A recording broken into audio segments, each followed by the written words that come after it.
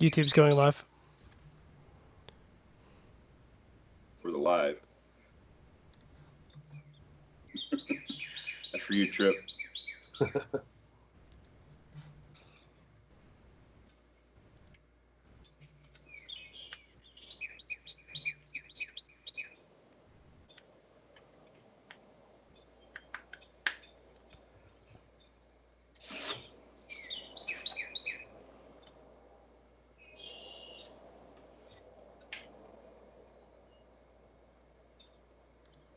Welcome to another episode of Cigar Chat. I'm your co-host, John the Cigar Surgeon.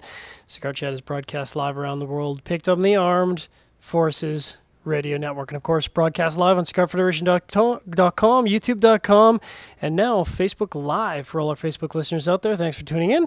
All of our podcast listeners, we haven't forgotten about you. Thanks for tuning in. Thanks for subscribing and listening to our podcast after the fact. I am joined, as always, by our host, Logan. Logan, what's going on in sunny Texas today, brother? Oh, I'm just glad to be back on the air, Surgeon. It's been a little bit of a hiatus. It's been a hot minute. We're back. We're back in action, and we're glad to be here, fresh from Nicaragua, revived, and just up to my butt in coffee. And that's it. Yeah, I heard you roasting like a mad, roasting like it's a job or a business or something. I don't know. It's like I'm making money at it. It's a shocker. Turns out, man. all this time you were making cigars, you should have been making coffee. I don't know what you're thinking. All I gotta say though is just one thing, is that Logan, you cannot deny Logan has a good palate now. Coffee do that, man.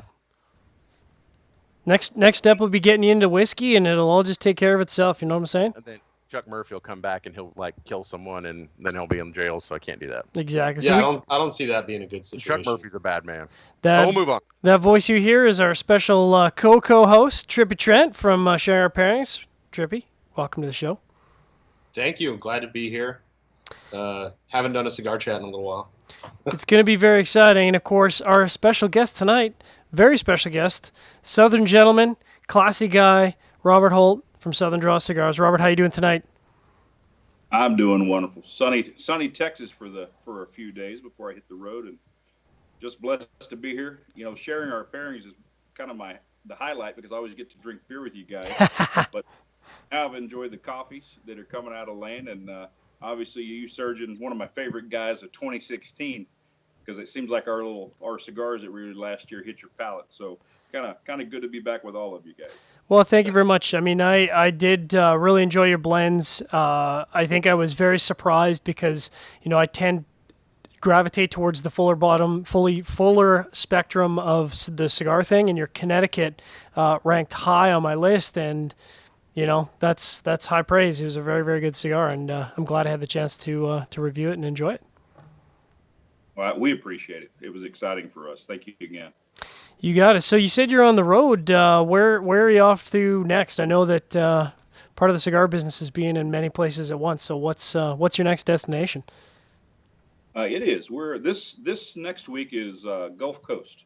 So I'm going to work my way from Atlanta over into Alabama and Mississippi. So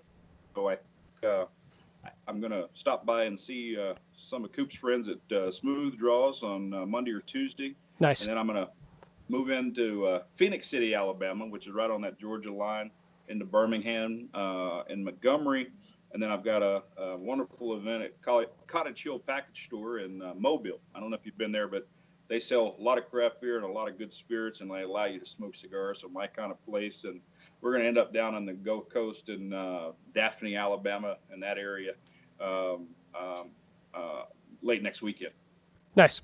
Well, I do have to throw a shout out to Sirius Cigars. That's my little plug for Sirius, even though they're not a sponsor of the show. But when I was passing through Houston on my way to Nicaragua, you mean Altadas?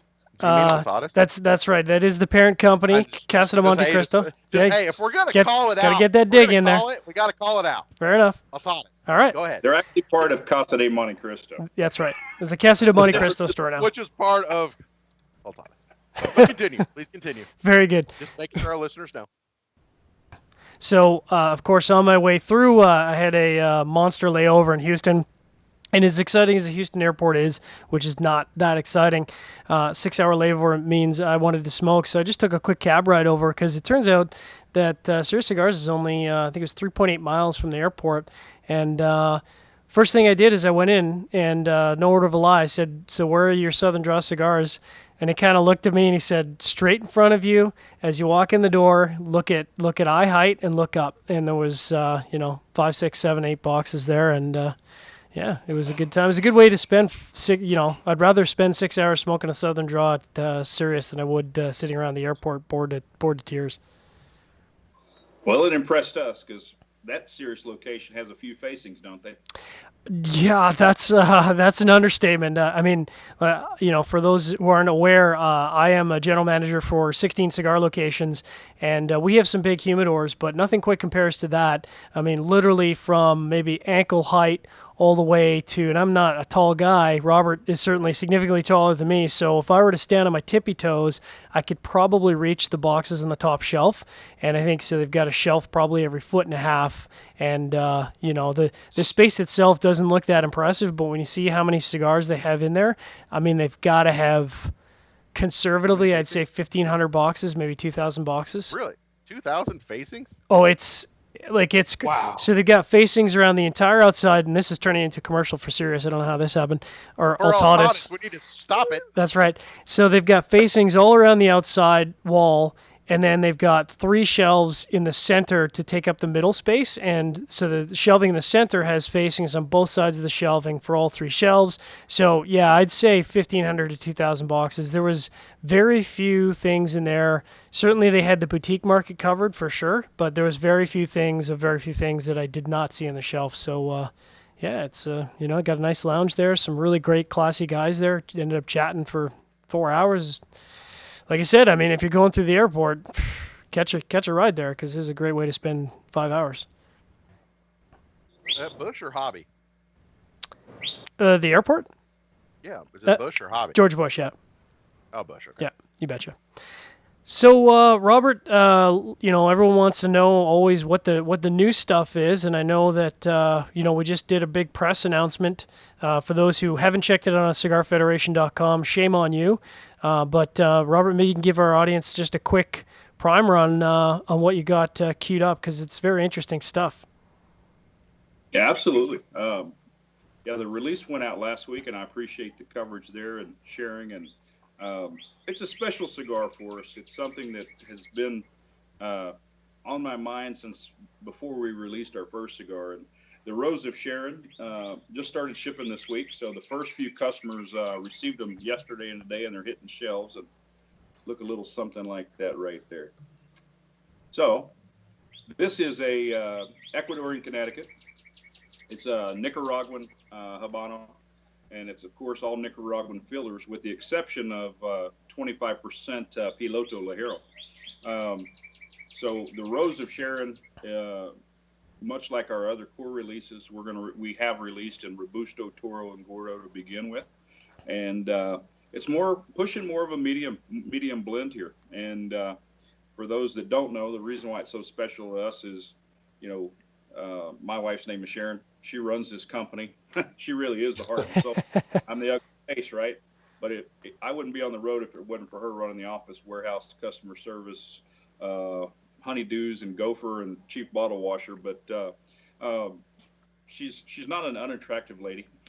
But when it comes to life and business, she's pretty firm too, and she kind of can get a little stickler at times. So kind of the Rose of Sharon has multiple meetings to our company and our brand. And if you look at the core lines, the Firethorn being that medium plus Rosado, the Kudzu more of a medium full. We were missing a mild medium. I think we're one of the few companies that didn't release a Connecticut early on. Of course, in the quick draw line we did.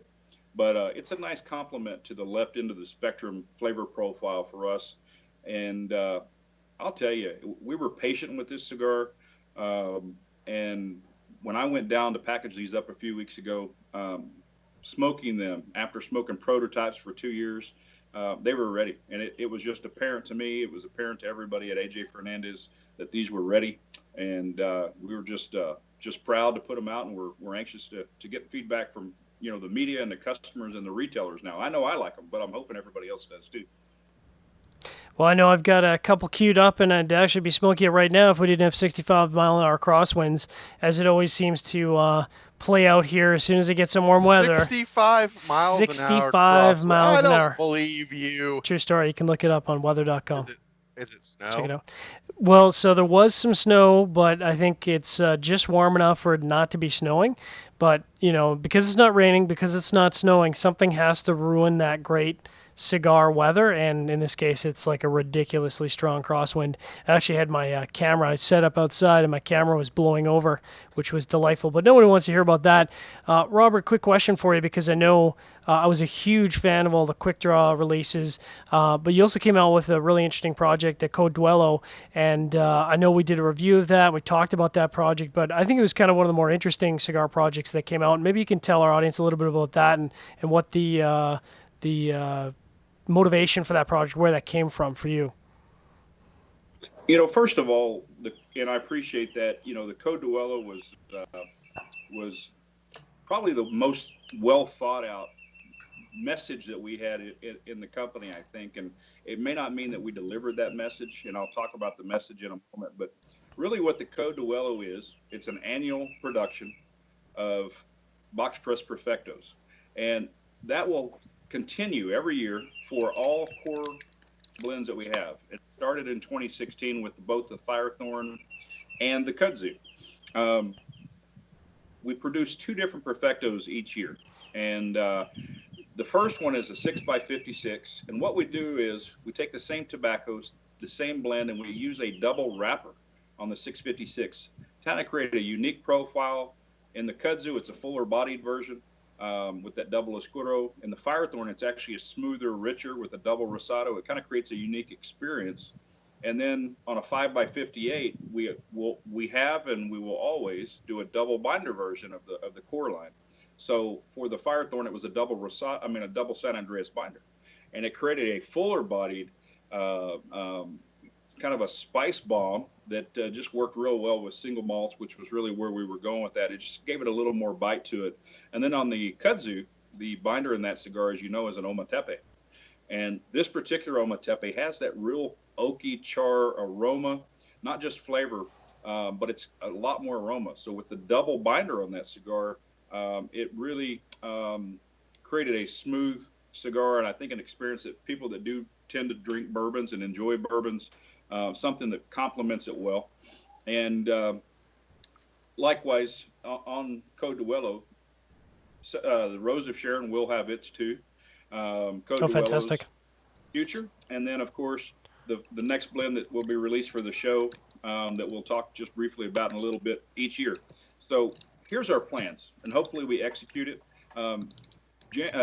First quarter of next year, we expect that the Rose of Sharon Code Duellos will both be released.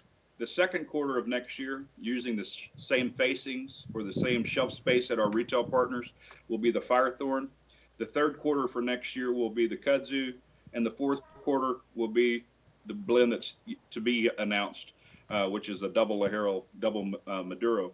But our thought in that was, and I've talked briefly about it, Code Duello, first of all, cigars have offered me a lot of opportunity to get to know people, and it's kind of medicinal in some ways. As a crazy veteran, my wife tells me I'm crazy. Maybe it's given me a tool to, sit and enjoy and meet people. And, we're brick and mortar only. I think you know that. We've done a little bit with you guys, but really we're about sitting down and having a conversation and sharing our mission.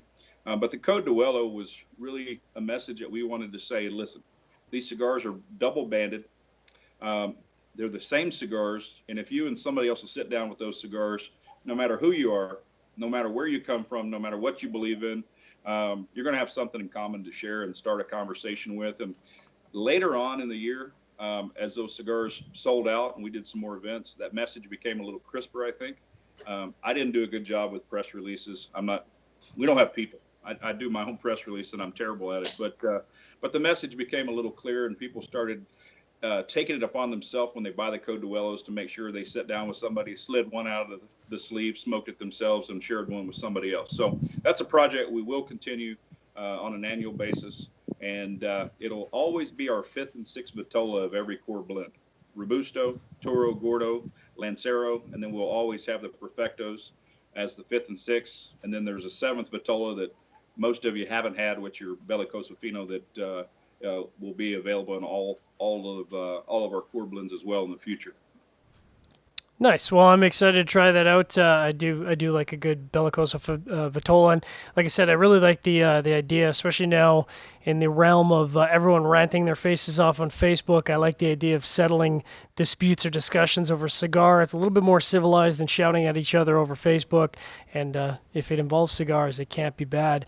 Just a reminder to audience, you're tuned into Cigar Chat, broadcast live around the world, picked up in the Armed Forces Radio Network. And of course, you can tune in at cigarfederation.com, youtube.com, and now Facebook Live. And all our podcast listeners out there, we haven't forgot about you. Thanks very much for tuning in and subscribing to the Cigar Federation podcast, Cigar Chat. This first segment, of course, is brought to you by Gurkha Cigars, makers of the world's finest cigars. Go down to your local BNAM, talk to them about the Heritage or the Heritage Maduro. They'll find the right Gurkha that's for you. Getting back to Cigar Chat here. Question.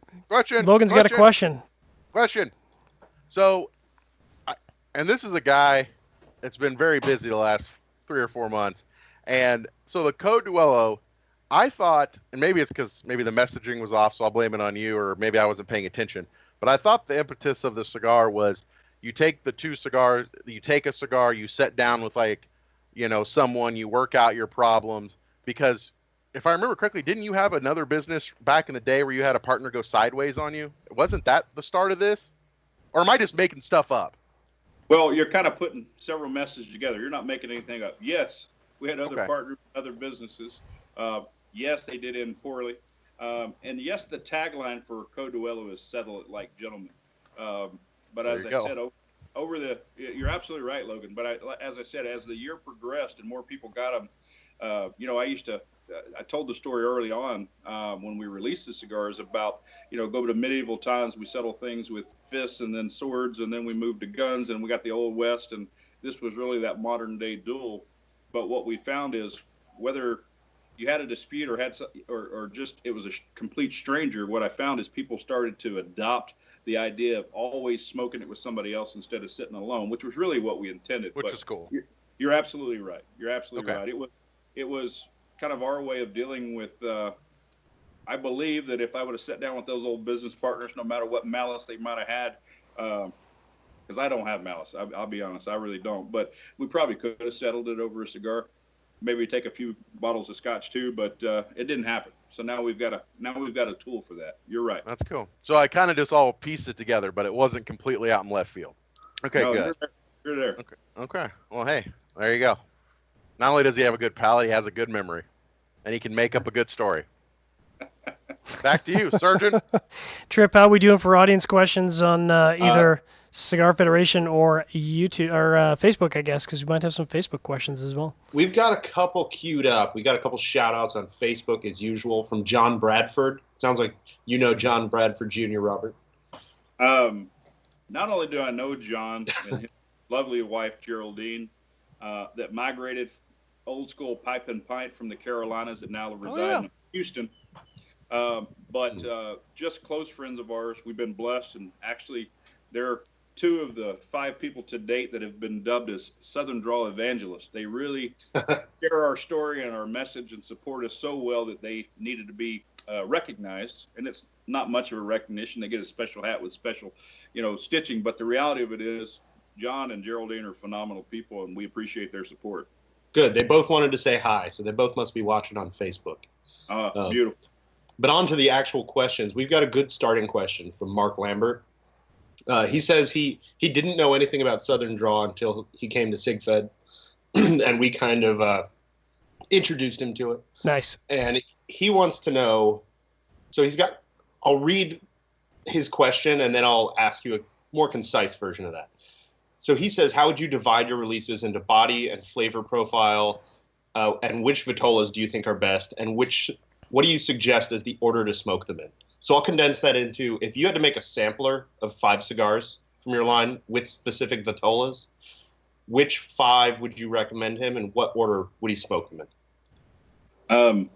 Man, that's a loaded question.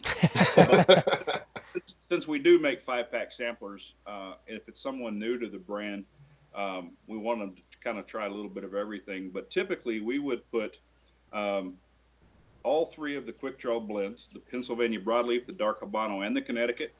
We would put those in based on their feedback. Petite Corona, or do you like more of a short Panatella, a little longer, a little thinner, which I tend to gravitate toward.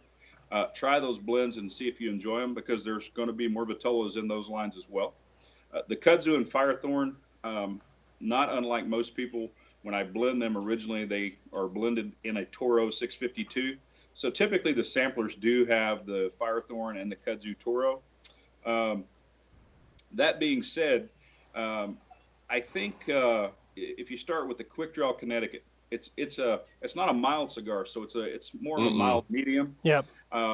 I think the Habano should really be characterized, and it's just a dark Habano. It's really about the wrapper in that cigar, a little bit of Hammerstrand in there as well. But it's a true medium. It's very woody and leathery, and it's non-invasive. It's just a nice, good, clean smoke. It's very oily and rich.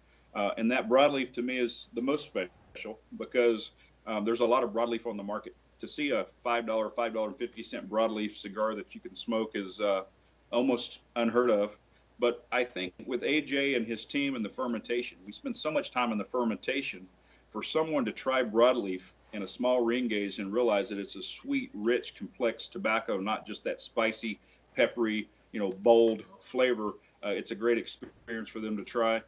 And of course, that Firethorn would be my next in line, which, again, Habano Rosado is pretty rare. There's not a lot of companies that use Habano Rosado. It's very thin, it's temperamental, it takes time. Fuente to me made it famous to me. I enjoyed that. A few other companies have done it, but it's that San Andreas binder in that cigar. It's the unique fillers from again up near the Honduran border in Pueblo Nuevo that makes that cigar to me special and unique.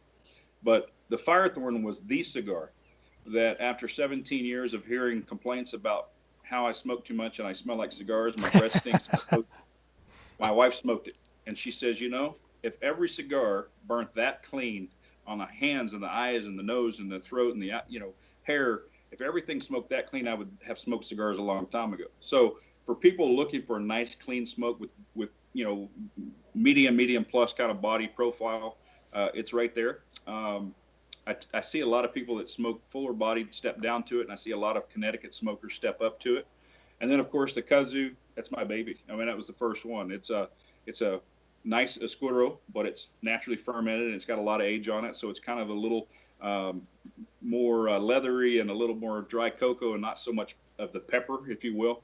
So I would put those in that area. And then of course with this Rose of Sharon, it's going to give us that mild medium profile in the larger ring gauge form. It's a uniquely different blend than the Quick Draw Connecticut.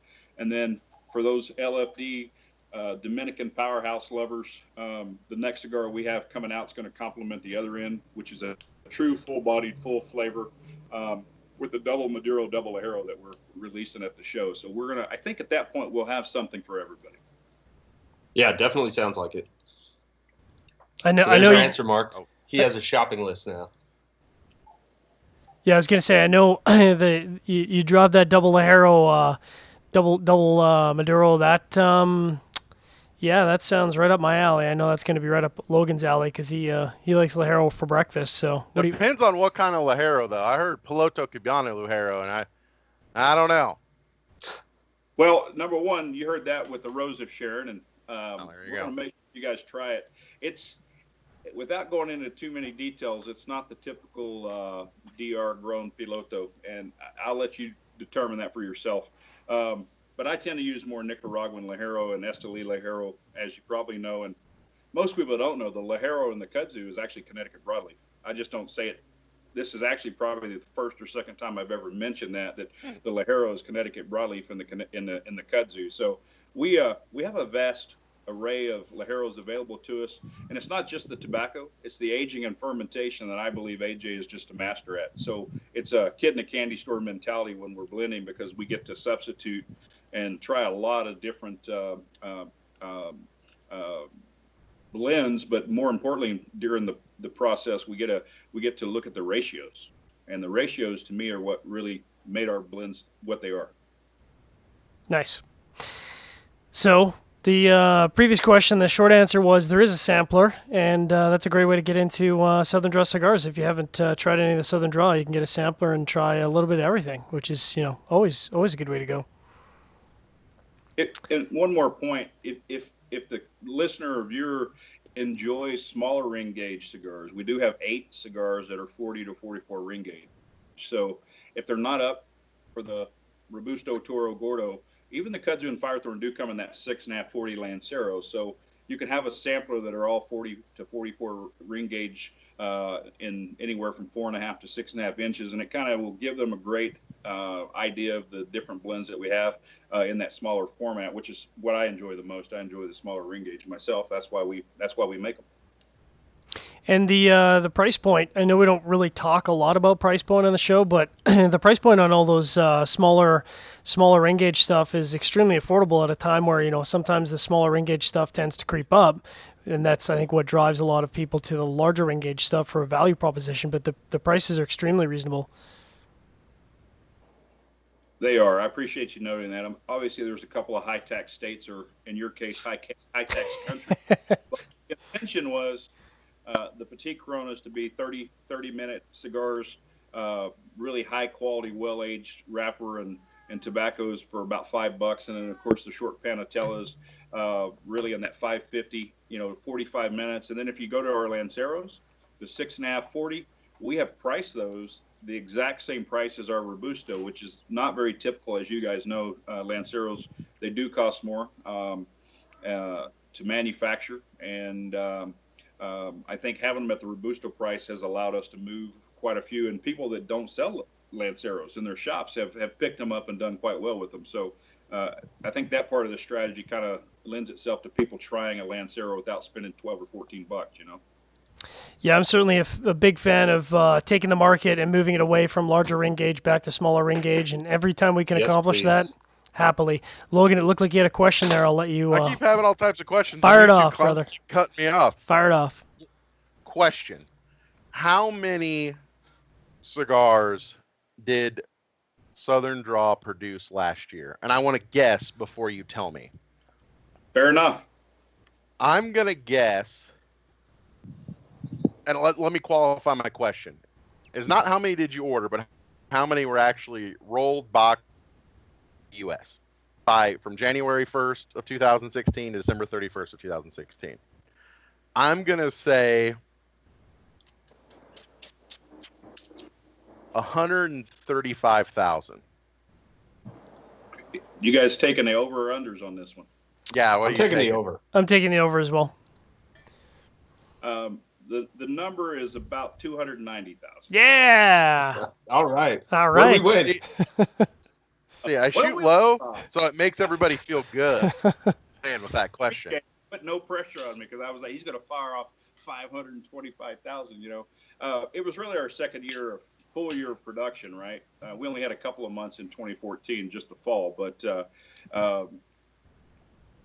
it's if you look at our first day, the first time we put cigars in retail, August 2014,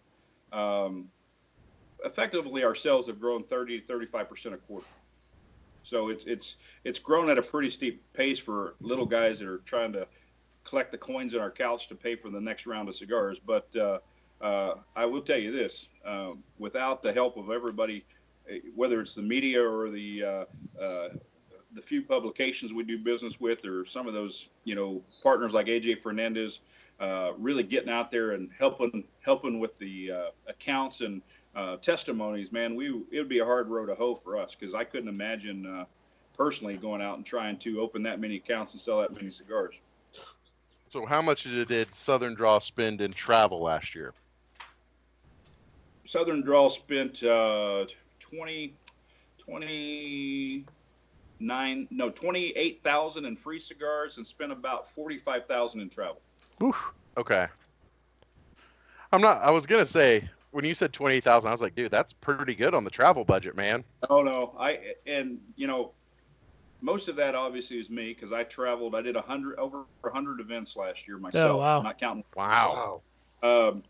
But right now the travel budget every month is about $5,000, and that's flying coach, back of the bus, the cheapest hotel you can find, but it's every day. I mean, it's 25 days out of the month, maybe. I mean, sometimes it's more. Wow. Thank God my wife didn't have to put up with me, right?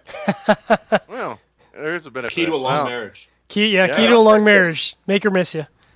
And Yeah. I'll say, um, I realize that we're not the biggest, and we're never going to be the biggest, and we don't have a plan to be the biggest. We know that we can't spend as much as we'd love to in advertising, although we want to each year increase the budget to support the people that supported us.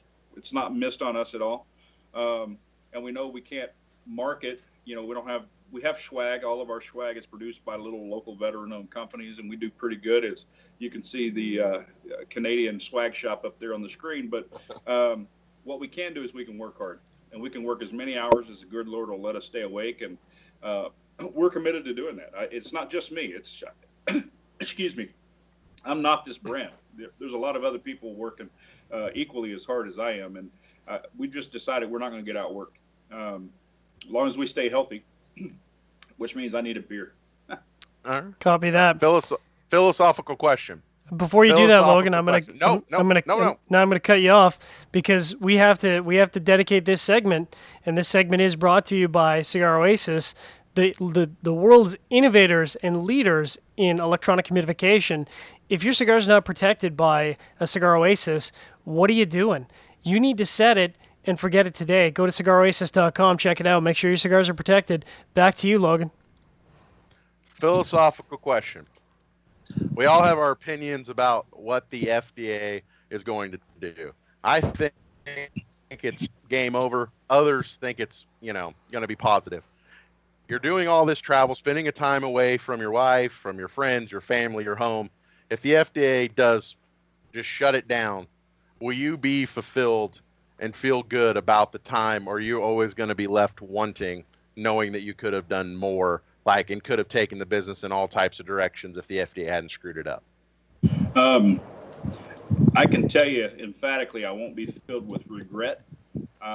Yes, it's a good point. I am away from my wife and my family, and we're very close. And more than that, my friends have paid the price.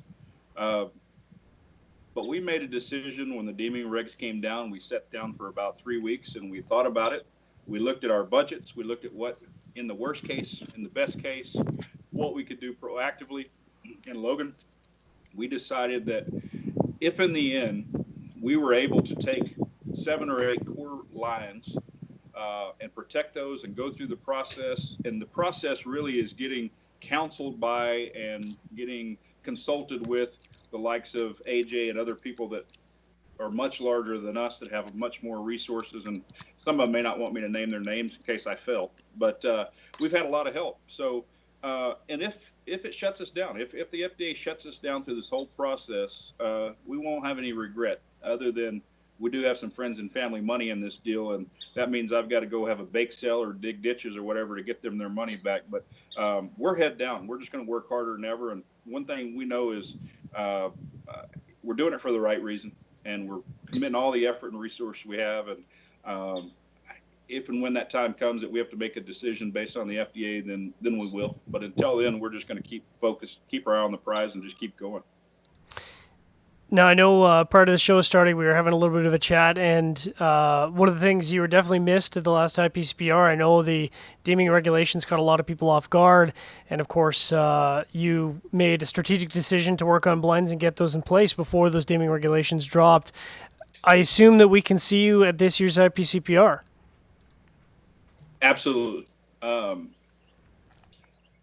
And it hasn't been announced, but I'll just say it because I've not been told I can't say it. But we've been blessed here again. And is it our work ethic? Is it our mission? Is it our vision? Is it what we're doing or how we're doing it? I don't know. But I'll tell you what, when you go to the show this year, you don't even have to look in the big book for our booth number, because our booth number is inside the AJ Fernandez giant factory booth. We'll be sitting there. AJ's invited us as a brand. And I think it's important to realize that Southern Draw is exclusively working with AJ Fernandez on anything that's Southern Draw. So per our meeting a couple of weeks ago, we're now in the final planning stages where Southern Draw will be right there inside with our wares and hawking our wares and enjoying a lot of work that he's done to put a very nice, very, very comfortable place to have a cigar, visit a little bit, and then hopefully a few people want to write some orders because that'd be great too. So you're the first to know about that. That's cool. There's no other brands inside AJ's booth other than AJ, right? Never has been. I didn't think so. My opinion, there never would be, but again, that was excuse me, my little notes are blown away. It was I was taken aback to say the least. We were challenged with who to go with, and there's a lot of people that have invited Southern Draw to kind of participate, build a larger footprint. Last year we had, we were blessed. We were going to spend time there and share a booth with Jim and Oscar and Twin Engine and Mombacho, since you're wearing the shirt. And we didn't get to do that. So this year we were exploring some options. And in the end, AJ says it doesn't make sense. We're your partner. We need to support you. If this is something we can do for you to make life easier and to give you a presence, we're all for it. And I, as a grown man, I cried and I was appreciative. And when I told the wife, I think it's just going to allow us to get those visitors to us and spend time with us, and it'll be up to her to sell them, because I'm just going to have cigars and sit on the couch with everybody else. Well, I'm definitely looking forward to sharing a cigar with you in AJ's booth. I know in the past years, his booth has certainly been full to the gills, as they say. So, there's no expectation for me that your booth won't be running over, especially when people have a chance to try your cigars. I know they're good. They wouldn't be on my list if they weren't. So that'll be really cool. And that is phenomenal, the fact that you got invited to the booth. I mean, congratulations. That's fantastic. Appreciate it. Now, I got a question for you guys. Going into the show, looking back to the FDA regs and cigars, and I've seen the clarification on retailers and sharing samples. How does that work for the media? What have you guys been advised of? What the FDA don't know, the FDA can't know about. No, I'm just kidding. That is not the opinion of Cigar Federation and or its affiliates, or employees, and or contractors. So at least from my understanding, I won't name the attorney, but still, like, there's a reason we don't give out. I mean, I could, like, when it comes to, we used to give out a bunch of cigars on CigarChat, right? And the issue is retailer to, like retailer, because obviously we're a retailer too. We can do it, but to me, it's such a big pain in the butt where I'd have to charge everyone $5 and like and like it would just be such a pain. And honestly, it's just not worth it. But at the show, since it is business is being transacted, then, and that could be media selling or media buying or whatever, then samples shouldn't be a problem. I mean, I know that there will be guys that, it's funny because, I won't say names, but I still get cigars all the time from people. And, but it's funny, it's people that I know like really well, have been to their house, call them up right now and they'd answer. When all this came down, it was a reason for them not to give samples. You know what I mean? So it's kind of interesting. But you guys are unique because you have a retail license. Very unique. I think, the majority of the CMA, most of those I don't think are retailers in any way. No. Other than Dave Garofalo. My concern for some of those folks are how they'll be met, because it's a vital part of what we do. And more importantly, I don't know if you've watched our strategy over the last few years. Usually all the media are the first ones to get them before they ever hit the cigars. Absolutely. And this time, and I know you've probably got a few prototypes there, John, but I want you to have the real deal. And those are all en route here pretty quick. But for some of the media, they're just, that's their part-time job. They have other jobs that are outside of the retail or distributor side. So I'm concerned that if the rules aren't clear on that side, some of those guys are going to not be enjoying the same amount of cigars and the same visits at the show. I guess it depends on every individual company, but I didn't see in the clarification where it says you can share with the media even if business is being transacted. Yeah. However, you guys are a retailer, so that's safe. It's a little different. But yeah, I mean, I know several guys that are in the media. I mean, I'm not going to name names, but who I've talked to, and I've asked if they were going to the trade show. They've been going to the trade show 5, 6, 7, 8 years now, and they're like, nope. Wow. So I really think the media attendance will be way down at the trade show. I think it'll be way down. That's just my opinion, though. Well, I think talking about, since we're on the topic, I think some of the factors that are probably going to play into that is the fact that the cost for attendees has gone up. Certainly for the media, it's gone up. The venue has moved. There's a lot of discussion about the venue moving, and it's a little inconvenient. Stratosphere, baby. Not going to be the Stratosphere. Yeah! Absolutely using the We're back power to of the Stratosphere. 100%. Woo! Just for our audience out there, never stay at the Stratosphere. Never stay at the Stratosphere. So I think, yeah, I mean, like you were saying, Robert, I think, I have a full-time job outside of Cigar Federation, and, doing something that costs me money to promote product, the more unattractive that's made as a result of some of the cost attending to that event, that just makes it tougher on the media. And it doesn't surprise me at all that there'd be media people that would just simply reach a point where they'd say, I don't need to spend $1,500 to go and promote someone else's product when you're not gonna make it easy on. And I think the manufacturers have always been very accommodating for media, and I don't think there's ever been a time that they haven't. But it seems like everyone else kind of tends to not make it necessarily as easy as they could for media. So that's unfortunate to hear that. Yep. Trippy, how are we doing for audience questions? How are the? We've got a couple more in the queue. Let me see which one. Here's a good one that I think actually you partially answered already with the moving to the AJ Fernandez booth for IPCPR. As a small boutique manufacturer, how do you get people to set your product apart from other manufacturers when there's a million manufacturers out there? Well, and I think if the question is only about IPCPR, I mean, that's one answer, because our hesitation for the first 2 years before we missed last year to focus on production and new releases, it was a concern. It was a concern because we've been to IPCPR and we've watched smaller manufacturers really struggle. Like I told AJ, if I've got to put a booth in the corner and trip people to get them to stop, it's probably not something we want to invest in. We loved it. What we missed last year was spending time with people. What we didn't miss was the sales, because we made up for the sales throughout the year. We were blessed in that sense. But outside of IPCPR, I think it's a key question. And part of our strategy is, if you look at some of the larger cigar companies and what they did over the years, especially the brand owners, you've got to be seen. You've got to make personal relationships, not just with retailers and managers and staff, but with customers, because it's those customers that in every shop you need 4 or 5 of them that are going to, every 4 or 5 cigars are going to reach for your brand. And the only way to do that is go build some common ground. You've got to invest your time in them if you expect them to invest in your brand. And it's not easy for me to be on the road, whether it's with a rep, which we use brokers and independents, but it's a necessity. And the joy of it is when those customers get to share a cigar at an event or a cut and light, or me walking into a store, and then they start following us and communicating and sharing their pictures with us and their stories and their momentous occasions where they're getting married or their favorite team just got the crap beat out of them in the Elite Eight. We won't name any names, but we feel like that's the only way we can differentiate ourselves, is to spend more time in the market, work harder, and be with the customers. If you ever watch it at an event, how much dogs trying to get out? We realize that even at events, that having one person there makes it difficult, right?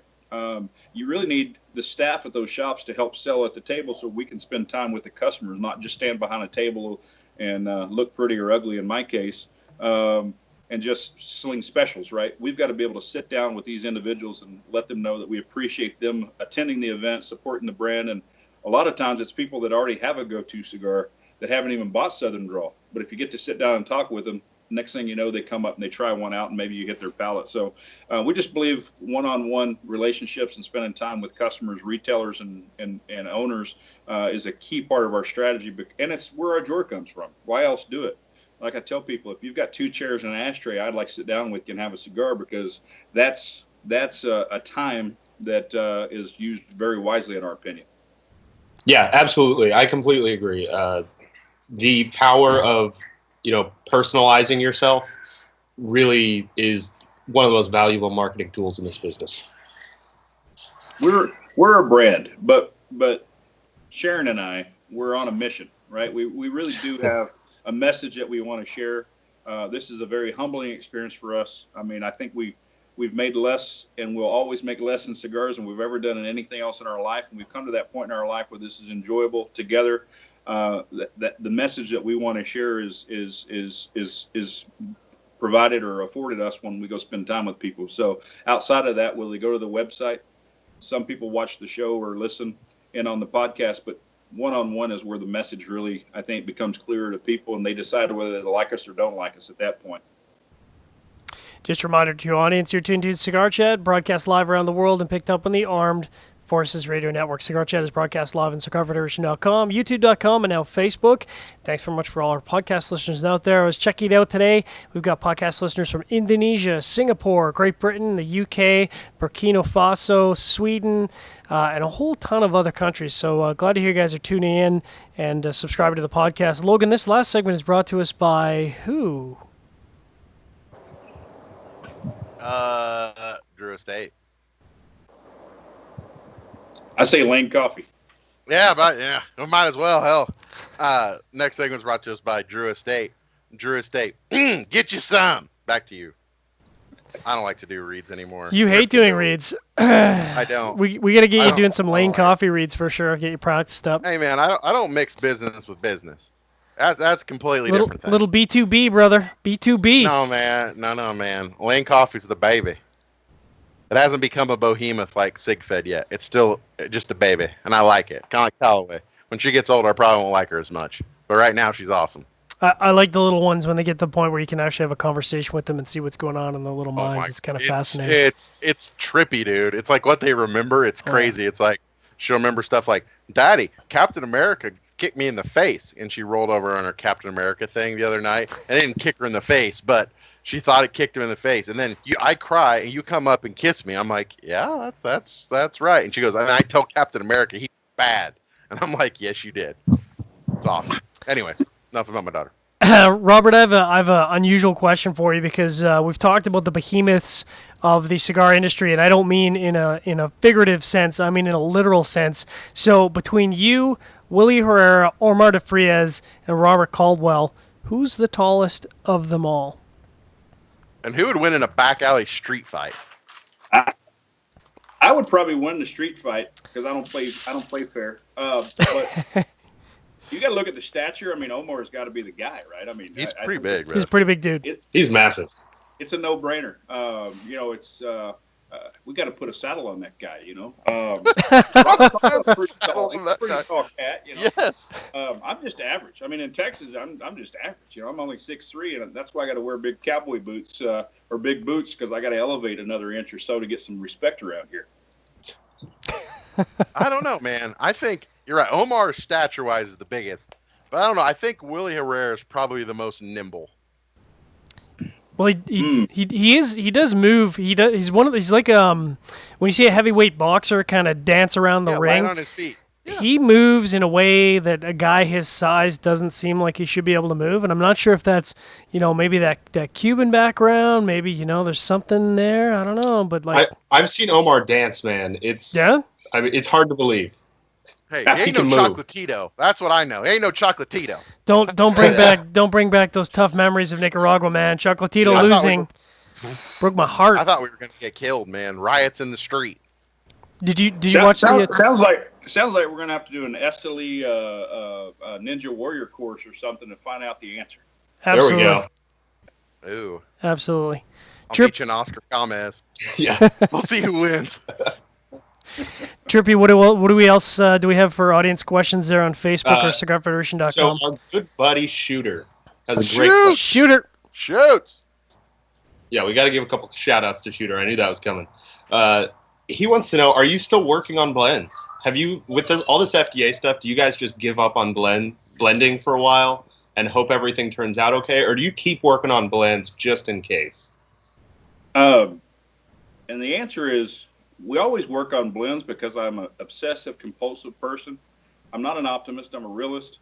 But when new tobaccos and new fields and new regions are being grown and you fall in love with it and you go, someday I got a plan for that, you start blending toward it and you start saying, now I got to look at the price point. It's not like we're going to go invest in the tobaccos yet, but we know where to get them. So yeah, we're always toying with blends. And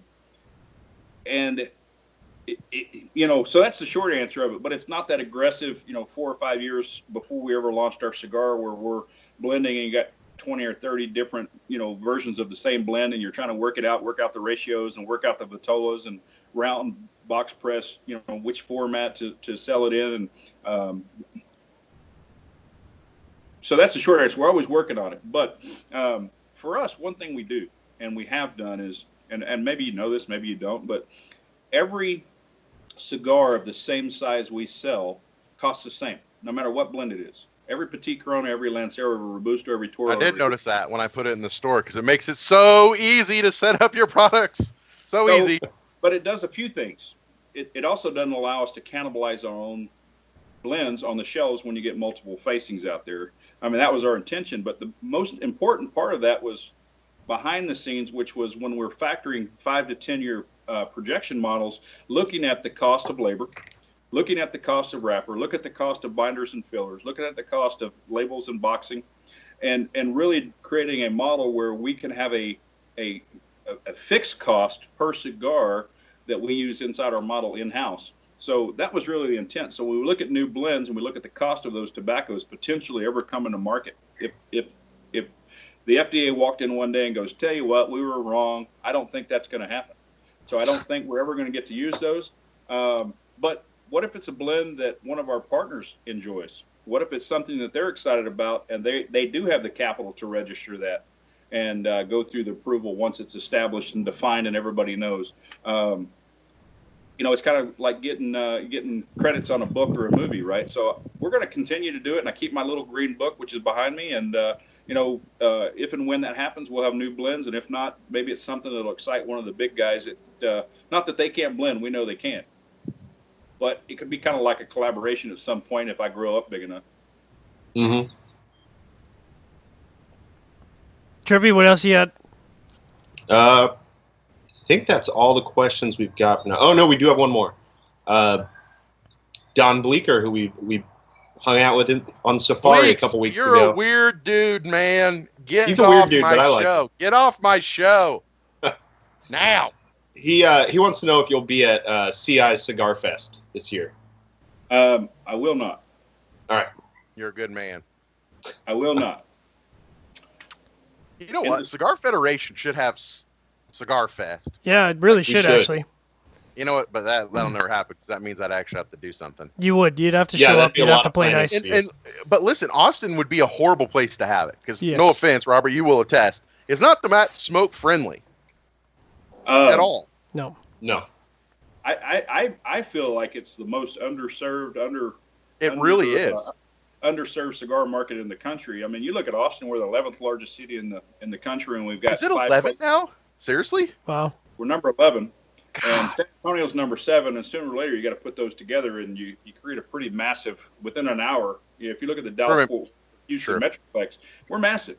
Of course, Casa de Monte Cristo's coming in. They're a month away from opening here in Westlake, but that only gives us 6 places to go buy a cigar and sit and enjoy without being harassed, right? Man, I wish 4 or 5 more would come in down here, and people would give us a place to go enjoy a cigar. It'd be awesome. But I think we need a Central Texas cigar, some kind of, not a festival, but we got craft beer, and we got distilleries, and we got cigars. So good stuff. Hopefully, I'm in for a sponsorship. You can delegate, Logan. Delegate somebody else to put it. Dude, I could delegate with the best. It's true, actually. He is good at delegating. Hey man, corporate living, man. Work hard, work smarter, not harder is your motto to a T. Very true, bro. Absolutely. But it's got me a long ways, man. Central Texas Cigar and Beer Bash sounds like we got to make that happen. Absolutely. I'll be there. 2021, calling it. Robert, what's the next event that you're off to? I don't think we talked about that yet. Where are you headed next, and how long till you got to take off again? Gulf Coast. Gulf Coast, yes. Yeah, we're doing Gulf Coast. So I'm doing events at F&M Cigars in Phoenix City, and then Mobile, Alabama, Cottage Hill Package Store, Bush's, in Fairhope, Alabama, or if they say down there, Fairhope, and then Main Street down in Daphne, Alabama. We're going to cover that next week. We come back, and then Elite has their big event there in Dallas, Elite Cigar Cafe. Kent Pennington, his team, Miss Laura and John, and that'll be people. Omar will be there. I think Caldwell will probably be there, but Fred Rue will probably be there. But it's a really nice boutique multi-vendor. And then right after that is the Texas Cigar Festival, Serious Cigars, as well, come together down there. And that, I don't know if you've been there, but I mean, I don't know how many. They sell 1,000 or 2,000 tickets. It's a pretty big I was there in 2011. It was pretty big. It was one of the first years they did it. It was massive. Yeah, so it's bigger and bigger, bigger than ever. But between now and the show, I'm doing about 3 events a week, 4 events a week. Next week, I'm doing 6 events in 5 days. So we're going to continue that path. And I try to give some heads up on it, but I don't really know that too many people on social media are out there really care if I'm doing events. But I try to share it as I plan it out, and we get posters and press out to it. Question. I just have a question I want to ask because I've never asked it before, and I think it's a great question. When you're traveling for events, what is the best strategy? Is it to go and, like, let's say Dallas, right? Because you could go hit 10 shops in Dallas in one day. Is it better to go hit 10 shops real quick in Dallas, or is it better to go do 1 shop a day and have to travel a little bit more so you don't do as many shops? But maybe that's like coming to Austin, right? Where you maybe only hit one shop where it's not a huge market. What's a more successful strategy typically? Well, I mean, for me, it's the bigger markets are easier because there's more shops, right? But on a typical event day, you have 2 kinds of events. Weekend events tend to be earlier in the day, which means that's usually your first stop to set up. And events never end when they say they're going to end. Case in point, Casa de Monte Cristo in Mooresville, North Carolina last week, we went from 10 a.m. till 10 p.m. So the bigger markets, it's easier to go visit 3 or 4 of our other retail partners and family people that hang out there. What I found is if you're going to do an event in Dallas or Houston or San Antonio, and you don't stop and visit 2 or 3 of your retail partners and you're only going for an event, it's a black eye. It's an insult. And I would take it as an insult. Come see us as well. And then what happens is, give it a little bit of time, they're going to want events too. So now there's some other territories, Logan, where they're spread out. And if you can see 2 or 3 customers in a given day before the event for an evening event, you're all better for it. But we usually plan out a start point and a stop point for everything. And usually the start point has an event and the stop point has an event. And then we have visits for 3 or 4 days in between, average of 5 or 6 a day. So I'm going to see as many people as I can, with this caveat. And the caveat is the most important person in the world is the one in front of me. If I've got an event, I know I got to be there at a certain time. If we go into a shop for a visit and they only have a half an hour, we smoke a quick draw. And if they've got 3 hours, I'm going to sit there until I know I only have so much time left to get to the event. So it kind of varies, but I want to see as many people as possible. Okay.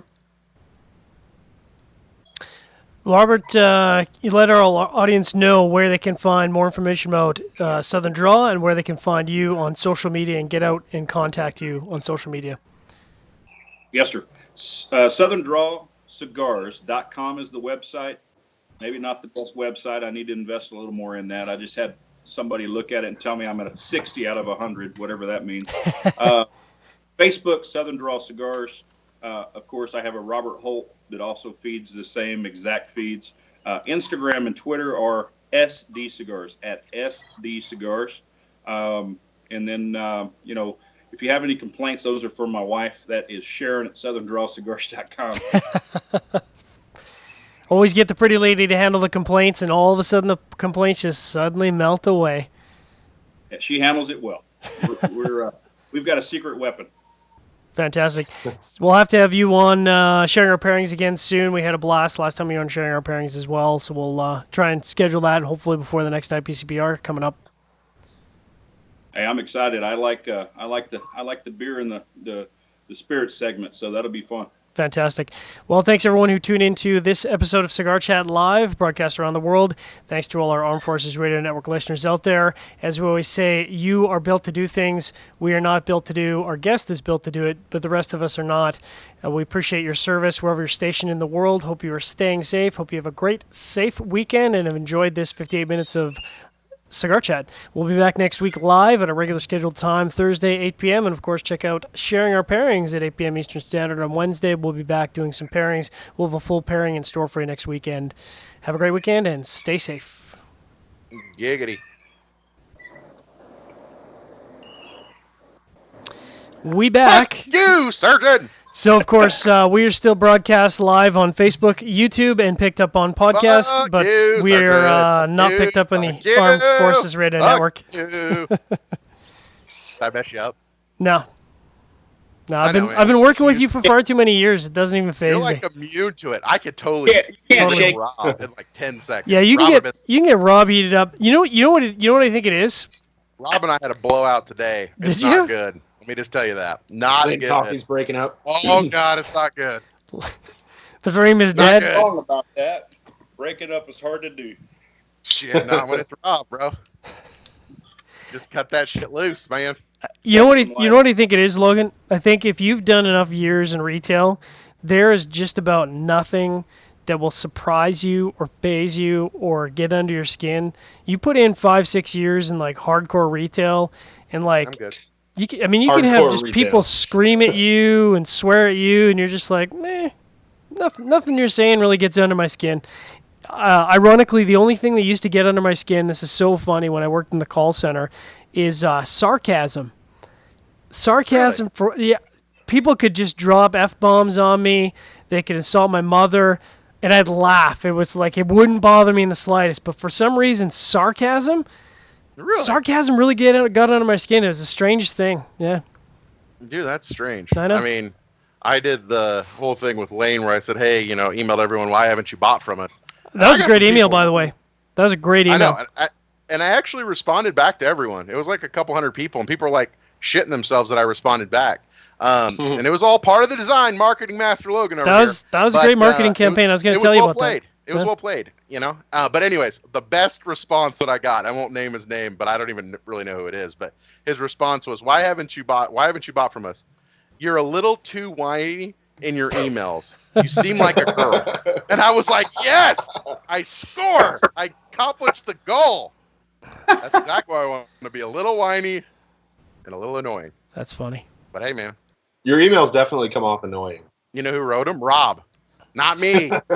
That's why it's fucking funny. Here to defend himself.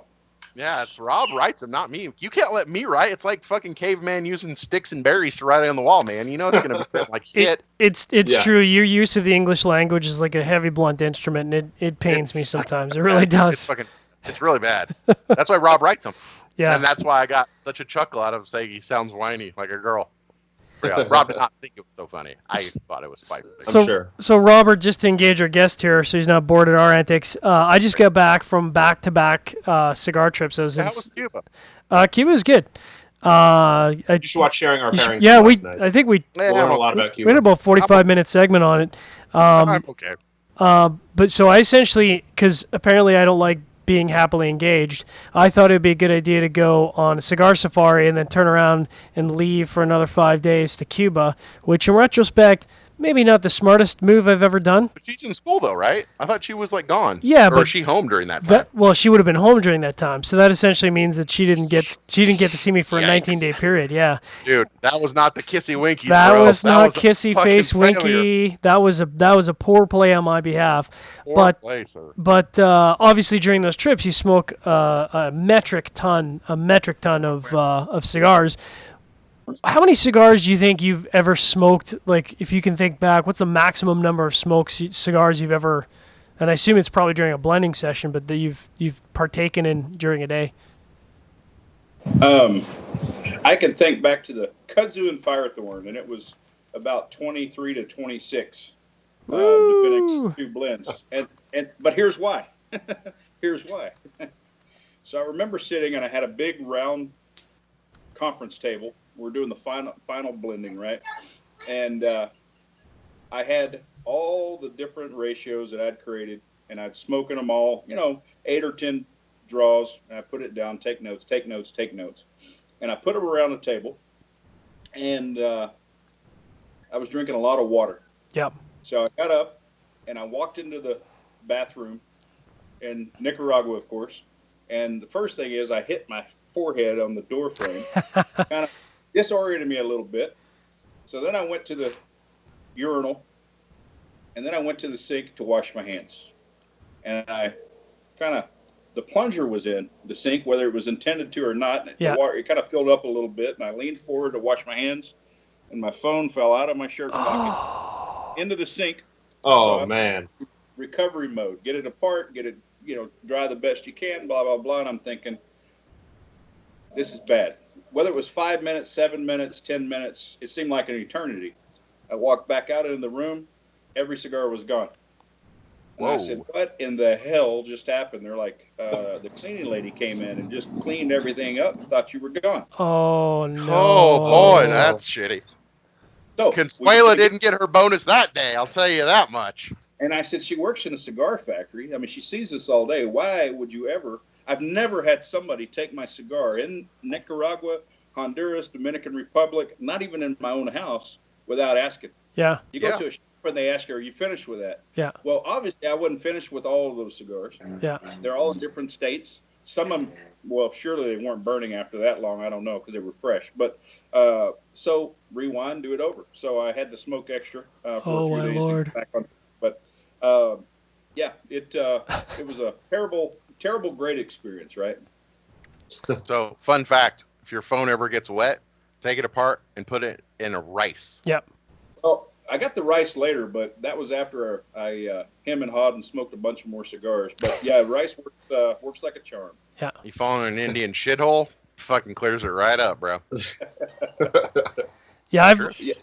I have a lot of respect for the blending sessions because I've only truly participated in one blending session, and I don't know what I was thinking, but I did it on about 5 hours of sleep with no breakfast, and I got to about the 20th cigar, and I was like, I don't know how guys can do this because I think my nicotine tolerance and tobacco tolerance is pretty high, but I think I was pretty tapped out for the rest of the day. I think somebody offered me a cigar 6 hours later, and I was like, no bueno, no bueno, my friend. You got to start it with coffee, bacon, eggs, and toast, and go from there. Absolutely. You got to do it. You got to have that solid base. Put a little bit of more protein, maybe tip-top chicken, a little fried chicken, something kind of greasy and oily. So put some protein in your butt. Tip-top. Tip-top, well, I mean, and I'll tell you, when I was blending this puppy, that's the one you're waiting on right there, boys. Oh, baby. That is a That looks good. broadleaf Nicaraguan Maduro, double Lajero. Yeah, and I'm rocking just thinking about smoking it for the first time. Getting a chub. I don't know if you guys remember, but I blended this cigar, 16, 18 months ago, whatever, and I brought back a few samples, and I was in Dallas. I landed at the airport, and I had to go by our warehouse in Dallas, and then I had to drive to Austin. About 15 minutes north of Waco, which is the halfway point for us on a almost 200-mile drive, I lit it up, took about 5 or 10 draws. I had to pull over on the side of the road, open the bed of my truck, and lay in it. Because I had flown, and I had not eaten. I had like the 7 o'clock flight, went to Dallas, went to the warehouse, and then started driving to decide I'm going to give her a pull. Woo, baby. So it's going to have a disclaimer. It's mostly rack of ribs. Some kind of protein needs to be eaten before you consume that one. Best paired with Texas barbecue. There you go. That There little you bourbon go. to chase it. That sounds like a good episode of Sharing Our Pairings. Mm-hmm. Rack of ribs episode. Yeah. Mm-hmm. I don't know if that'd be good for radio though. I don't think anyone wants to hear us smacking our lips. Yeah, I don't at think you and anyone would stuff. want to listen to that. At least We they don't don't have do to it on look the at you. radio. When we get closer to that day, either we'll do it in Vegas or we'll do it here, and we'll do a live show, and we'll get some burn-ins and some bourbon, and we'll kick that thing off. I haven't made any decisions on that. We should think about doing something special that involves eating protein. I think that sounds like a great idea. We've never done a Sharing Our Pairings episode from Vegas, but mostly because in some strange, weird world, the internet in Vegas sucks, and It the just internet sucks everywhere real else bad. does not suck, which is really bizarre because I don't get it. But yeah, no, that's a good idea. Sharing our pairings from Vegas. We should do that. It might turn out like sharing our pairings from Esteli, but we'll see. Yeah. Hey, in the end, we don't care. We're going to eat some food. We're going to smoke some new cigars. Absolutely. Yeah, can't go wrong with that. We'll apologize later. You yell 4 after you swing, not before. What's been your favorite beverage pairing so far? Because obviously, since we last had you on sharing our pairings, you've done a lot of blending. You've come out with some new cigars. What to date is still your favorite beverage, alcoholic or non-alcoholic, doesn't really matter, and cigar pairing that you've done? Well, if it's non-alcoholic, I really only drink water and unsweet tea, and neither one of them work well with cigars. Nope. Although if you're just cleansing your palate, so let's forget about those. I'm a big craft beer. I love the art of craft beer, just like I love the art of cigars, right? So, Funky Buddha IPA still stands out as one of the all-time greatest for the Firethorn. This citrus, hoppy, little spice. And the first time I had the pairing was at D-Gate at the Miami airport at about 6 o'clock in the morning, and I had them bring me a beer, and I just couldn't get enough of it. I had to go do that pairing a few more times. If you remember, I did the Reverend. I did a triple Belgian with the Connecticut. That's right. On a 100-degree day. When we were on the show, I was sitting out here, and it was 100 degrees on the patio. And I tell you what, it was the smoothest, richest, most complimentary pairing that I've done. And I tell you, I don't tend to – the kudzu is one of those that I tend to reach for the single malt or really the bourbons or some nice añejo tequila. I mean, really neat and really enjoy the aromas and flavors of the kudzu as they complement, especially bourbon. I mean, there's just nothing like it. But in the fall and the winter, having those great porters and stouts, those seasonals that come out that have a little bit of creaminess, especially a coffee porter, some that have a little drier cocoa. For me, with the kudzu, it's one of the greatest pairings. Nice porters and stouts, milk stouts. It just creates. There's a little acidity in there, but it's just creamy and rich and cocoa and coffee. And I mean, craft beer in the fall to me is the greatest. Yeah, I agree. So taking it back to Vegas, one of the things we talked a lot about during the Las Vegas show was places people were eating. So since we didn't get the opportunity to talk to you about that, and this is kind of the after the IPCPR show, but what has been your favorite place or places to eat in Vegas?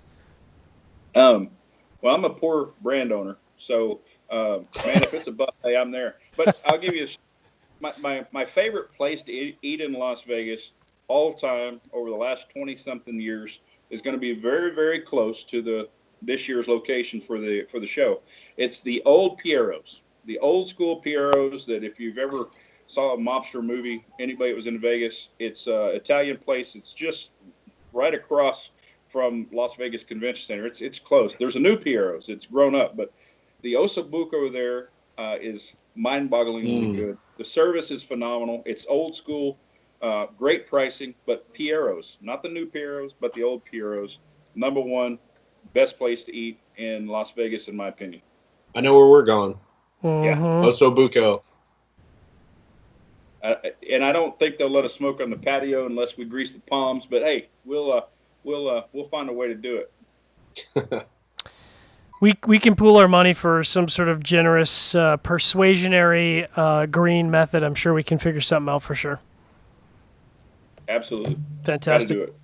Well, Robert, thanks very much for being on Cigar Chat. It's always a pleasure. We're very much looking forward to seeing you at the IPCPR and catching up, and not just for an interview, but to share maybe some ribbons, some cigars, and I know we'll probably be factoring in some time to find a comfortable chair in the AJ booth and kind of light up some cigars and see if the aromas can bring some people into your section of the booth and drive some business, because that's just how we roll. Yeah. Well, I appreciate it. I appreciate everything you guys have done and sharing Southern Draw and the brand and the mission. And IPCPR is going to be special for us this year. The fact that AJ's brought us in, my biggest concern is we don't want to interrupt the flow of AJ Fernandez. The brand is on a roll. They've worked hard.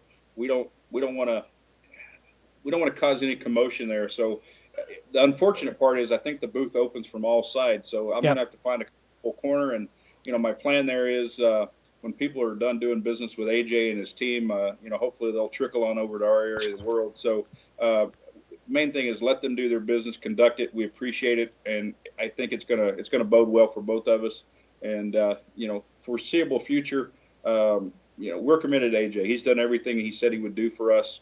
They've been a blessing to us, and we like the two things: consistency and sustainability in our brand, and we don't see it making any changes. So should be exciting. Look forward to seeing you guys. Fantastic. So thanks very much for all our live listeners who have tuned in on CigarFederation.com, YouTube.com, and Facebook. Make sure to subscribe to our podcast. Check it out. We'll be back next week. Everyone have a great weekend and stay safe.